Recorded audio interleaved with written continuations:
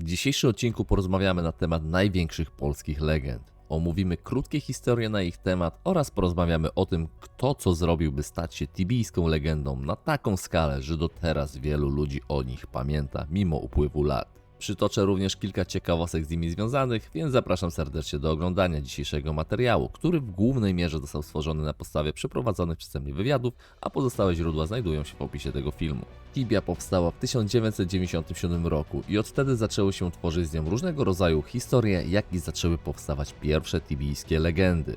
Jednak zanim doczekaliśmy się wstawki o polskich legendach, to przez Tibię przeszło kilka mocnych ksywek, które odbiły się w świecie Tibii dużym echem. Na pewno większość z nas pamięta takie postacie jak Bubble, Eternal Oblivion czy Kahero, jak i również powinniśmy kojarzyć takie postacie jak Nightmare czy Tagor.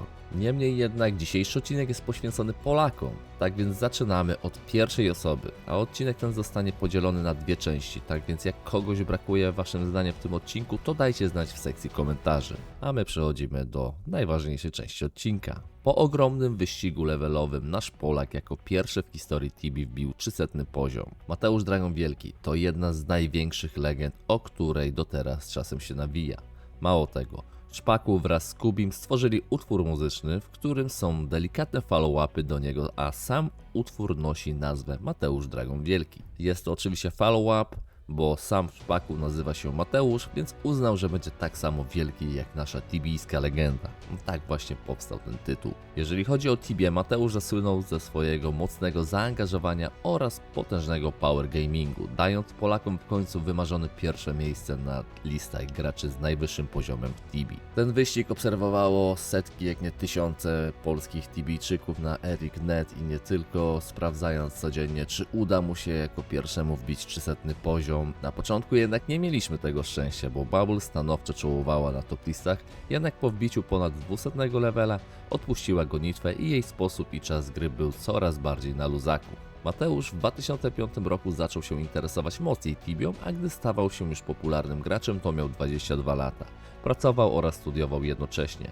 Samą Tibię pokazali mu znajomi i na początku, mimo tego, że był sceptycznie nastawiony do Tibijki, to spróbował swoich sił i jak widać wkręcił się i to mocno. Tutaj można śmiało powiedzieć, że chyba większość z nas graczy miało podobnie, że pierwsze wrażenie z Tibią za mało lata to było raczej takie, że nie podoba mi się, no nic takiego wow, nic w stylu. A potem, jak widać, większość z nas gra do teraz i wspomina stare, dobre tibijskie czasy, które już raczej za łatwo do nas nie wrócą. Chyba że właśnie na OTS-ach, więc jak chcecie pograć na OTS-ie, który przypomina starą, dobrą Tibię 8.0 i okolice tego właśnie w tej wersji, no to zapraszam serdecznie na treasura.online, gdzie macie fajny serwerek razy exp1, więc można poczuć tą starą nostalgię. Wracając jednak do odcinka. Mateusz grał na kilku serwerach, m.in. na Refugi oraz Obsidian. Jednak jego główną postać znamy z serwera Harmonia. Był to serwer non-PvP, czyli bez możliwości odpalenia skula i zabijania ludzi poprzez system PvP. Serwer ten wybrał z dwóch powodów. Po pierwsze podobała mu się nazwa, a po drugie jego ziomal tam grał, więc było mu po prostu raźniej. W niecałe 2 lata zdobył topkę, co jest ogromnym wyczynem, patrząc na to, że grał druidem, który na tamte czasy nie był zbyt popularną postacią, no i jednak musiał mieć sporo siana, by mieć za co robić PG. Jednak prócz siana jest też potrzebny czas, na który Mateusz nie musiał narzekać, gdyż mimo tego, że pracował i studiował, to tak naprawdę praca nie była na pełen etat, a wraz z nauką średnio był powiedzmy offline między 8 a 14, gdzie następnie wracał do domu, grał kilka godzin, potem robił sobie przerwę na real life i znowu wracał do gry i grał średnio do 2-3 w nocy. Harmonia wraz z ekipą od Mateusz Dragon Wielkiego jako pierwsza w Tibii zrobiła Pits of Inferno, które trwało ponad pół dnia, rozkminianie i walki, co można było uznać za wielki wyczyn, zważywszy na fakt, że nie były to jeszcze czasy, kiedy były quest spoilery, więc musieli dużo rzeczy sami rozkminiać i mogli się sugerować wyłącznie jakimiś poszlakami z internetu. Mateusz Dragon Wielki to na pewno jedna z największych tibijskich legend, jednak przechodząc do kolejnego tibijskiego zadymiarza ze świata Tibii, oczywiście w tym zestawieniu nie mogło zabraknąć takiej postaci jak Seromontis. Potężnego Knighta, który jako pierwszy osiągnął 10 Magic Level w Tibii. Był też graczem, który osiągnął 300 poziom na serwerze Hiberna, który był serwerem PvP. Każdy gracz serwera PvP miał o wiele ciężej, jeżeli chodzi o gonitwę z levelami, stąd też jego wyścig o pierwszy 400 level skończył się podwójnym failem. Nie zdążył, bo przeszkadzali mu podczas bitew tibijskich i mimo tego, że przez chwilę nawet był top 1 w okolicach 370 levela, Nie zdołał jednak jako pierwszy wbić 400 poziomu. Tak naprawdę nie zdołał wbić go w ogóle, bo później z czasem dostał kasację konta. Z takich ciekawostek warto dodać, że Seromontis również był pierwszym Polakiem z 200 poziomem, dodatkowo zdobył ten poziom jako 5. osoba w dziejach Tibi 7 sierpnia 2005 roku. Cały swój power gaming zajął mu około 17 miesięcy do wbicia 200 levela, co było bardzo dobrym wynikiem, szczególnie że Knightem wtedy grało się bardzo ciężko. Seromontis najwięcej czasu spędził na miejscówce o nazwie Demona, tam gdzie były Warlocki. W sumie dalej są, na których prócz ogromnego profitu to robił spory exp, a sama miejscówka należała do dość przyjemnych. Jednak niektórych sama droga tam odrzucała, gdyż przejście przez molsy wiązało się za każdym razem lataniem przez ogromny labirynt, w którym nie jeden mógł się zgubić. Wiadomo, można mieć drugiego Hara gdzieś tam na MC albo kogoś, kto nas ropnie, wtedy ta droga była trochę skrócona. Mimo wszystko była bardzo długa. Z czasem, jak ktoś tam latał często, to znał całą drogę na pamięć, a sam labirynt był również często wykorzystywany w trakcie jakichś wojen PvP, gdzie można było bez problemu się schować i postawić jakiegoś Emulhara, żeby blokował do nas drogę. Albo po prostu jakiegoś Nubhara na parcelach, żeby nie mógł do nas nikt przejść, żeby musieli go zabić na fragi, żeby mogli się do nas dostać.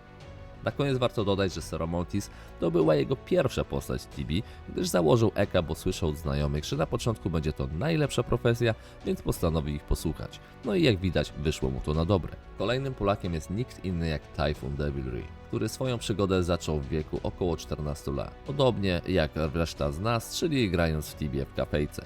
Próbował swoich sił z Tibią kilka razy, jednak od niej się odbił, bo grafika go odrzucała. Mimo to znowu wrócił do gry, gdy zobaczył, że jego znajomi walczą z potworkami, czatują między sobą, zbierają jakieś zapałki, no i postanowił dać Tibi jeszcze jedną szansę. Oczywiście jeżeli chodzi o te zapałki, to był follow-up do Spirów, ponieważ kiedyś tak się gadało. Możecie dać znać w komentarzach, czy u was też się tak mówiło na Spiry. Typhoona ksywka była z nim od młodzieńczych lat, gdyż w wieku około 10 lat, gdy chodził do kafejki grać w CS-a i w Quake'a, ktoś ze znajomych rzucił do niego tekstem, że robi zadymę jak Typhoon.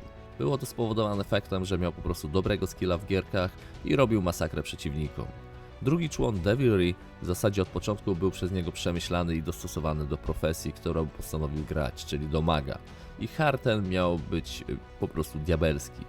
Miał robić pogrom przeciwnikom wszystkim, więc musiał być to serwer PvP. No i tak właśnie powstał nick Typhoon Devilry. Były to czasy, gdy był spory wyścig, nawet przez jakiś moment prowadził w nim, a celem tego wyścigu był pierwszy 300 poziom w świecie Tibi, jednak ze względu na wielką ilość wojen nie udało mu się tego dokonać. Największym osiągnięciem na serwerze, o którym pamięta osobiście, był moment, gdy wybuchła większa wojna. Mnóstwo osób chciało go zniszczyć, ale jego mag był na tyle potężny, że wystarczyło, że zapodał 2-3 UE i wszyscy wokół padali.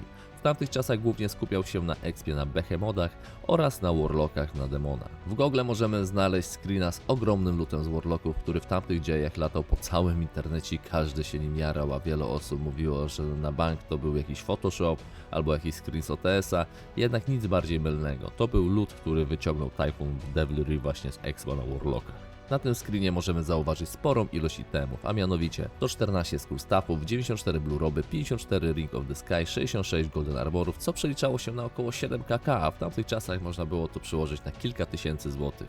Tak, z ciekawostek jeszcze właśnie była taka postać Evil Nameck, znany z tego filmu, że okradał lootbaga Warlocku właśnie Typhoona.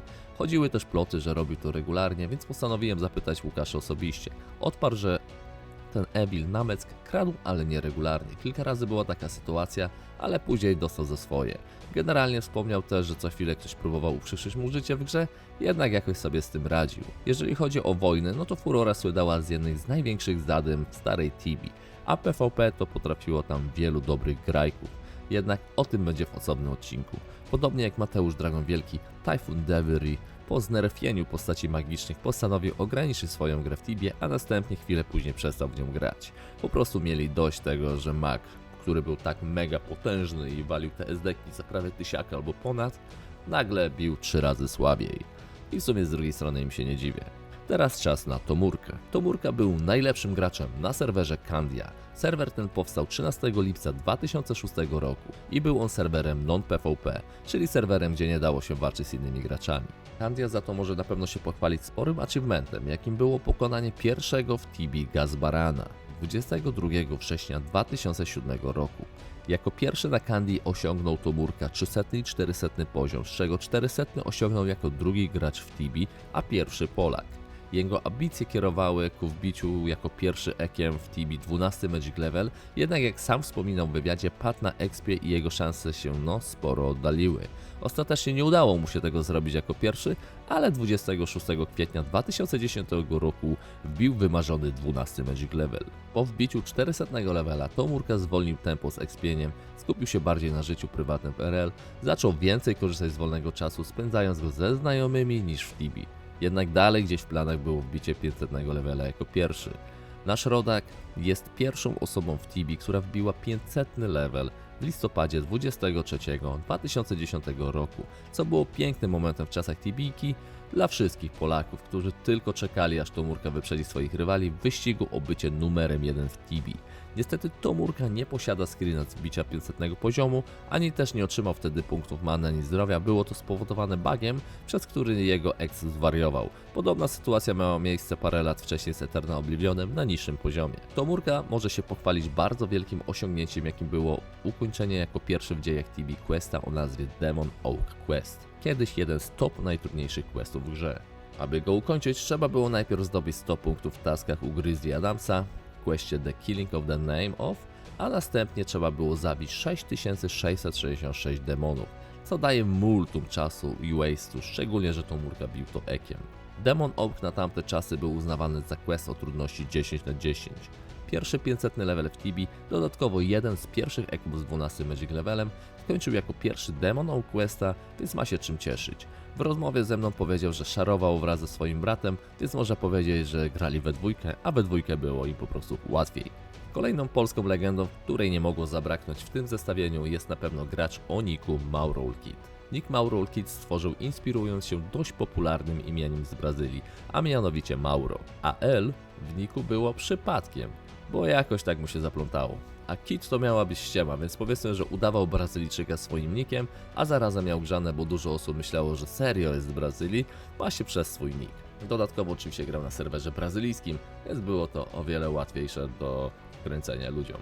Początki swojego expa spędzał głównie na Ghostlandzie koło Karlin oraz na kopalniach dwarfów, które następnie stały się jego ulubionym ekspowiskiem. Kazordon było przez niego oblegane aż do 74 levela, gdzie następnie postanowił kupić swoje pierwsze płatne konto w grze. Wtedy przeniósł się na Ankrachmun. Expił głównie na skarabach, tombach oraz na smokach, które się tam znajdowały. Maurolkid przede wszystkim zasłynął z tego, że jako pierwszy w Tibi osiągnął 550 i 600 poziom oraz był drugim po Tomurce 500 levelem w świecie Tibi. Jednak jak sam uważał, Tomurka grał na dwóch ownerów, a bracia, on po prostu był sam, więc miał ciężej po prostu przez to, że oni byli we dwójkę. Expił głównie solo, ale też zdarzało mu się latać duo na huntach. Jak sam wspomina, jego styl gry jest taki, że jak już się wkręci na expie na jakiejś miejscówce, no to na niej siedzi do oporu i mu się ona wcale nie nudzi. Na początku swojej kariery, grając na serwerze, gdzie było bardzo dużo Brazylijczyków, musiał się nauczyć podstawowych zwrotów w języku portugalskim, żeby umieć się z nimi porozumieć, gdyż na tamte czasy 3/4 graczy z Brazylii nie potrafiła w ogóle angielskiego. Maurolkid twierdzi, że jego motywacją do top 1 Tibi był fakt, że jak ktoś robi, to zawsze stara się to robić na maksa. Tym razem było podobnie, miał sporo wolnego czasu, więc mógł sobie na to pozwolić, żeby krok po kroku zdobywać wyższy poziom w Tibi, no i tak później się udało zdobyć cel, którym był top 1. Jednak w przeciwieństwie do Bubble, która odpuściła sobie właśnie grę po byciu top 1 Tibi, jeżeli biła już ten 200 z hakiem, no i zaczęła sobie grać rekreacyjnie, Michał miał za cel uciec jeszcze dalej, wszystkim po prostu, żeby mieli większy problem w przegonieniu go z top 1. Więc stracił swoją dopiero pozycję po pierwszym roku studiów, gdyż miał dużo nauki i został wyprzedzony przez Karska. Najtrudniejszą rzeczą, z jaką się zmagał w Tibi zdobywając top 1, była regularność. W tamtych czasach nie było żadnych boostów, bonusów do expa itd. Żeby być pierwszym trzeba było długo i regularnie expić, albo po prostu walić bota jak niektórzy. Wiele osób na tym poległo, bo takie regularne granie ich znudziło lub po prostu kończyli grę, albo zaczynali grę inną postacią dla zajawki, co uniemożliwiało im osiągnięcie top 1 w Tibi. Jako ciekawostkę na koniec warto dodać, że Maurolkid wbił 1000 poziom, zajęło mu to około 10 lat, z czego 100 i 1000 poziom wbił w tym samym miejscu. A teraz czas na kolejną polską popularną postać, jaką na pewno był gracz o niku Devonika, który swoją przygodę zaczął w kafejce internetowej jak wielu z nas. Dodatkowo wspomina, że były to dla niego piękne czasy, cytując 4 dzieciaków przy jednym komputerze szarpiących się o to, kto będzie chodził po planszy. Więc wraz z ziomalami miał jednego hara, którym każdy z nich chciał grać, co tak naprawdę było uciążliwe na dłuższą metę, więc postanowił stworzyć własną postać, tak by nie szarować z innymi i mieć swojego własnego hara, a był to rok 2008. Devonika zaczął swoją przygodę z Tibią na serwerze Calmera, który należał do serwerów leżących w Ameryce. Nie znał po prostu różnicy między serwerami USA a europejskimi, dopiero z czasem okazało się, z czym to się wiąże, a wiąże się to oczywiście z megalagami i nie tylko. Wtedy też nie było jeszcze możliwości transferu postaci między serwerami, co utrudniło całą sytuację. Jednak gdy tylko taka opcja się pojawiła, to przeszedł na serwer europejski Secura, gdzie według pozycji Players Online grało po prostu najwięcej osób. Jednak znowu z czasem zrozumiał, że woli przejść na jakiś serwer, na którym po prostu jest mniej graczy online, żeby były respy wolne. I tym serwerem była Celesta.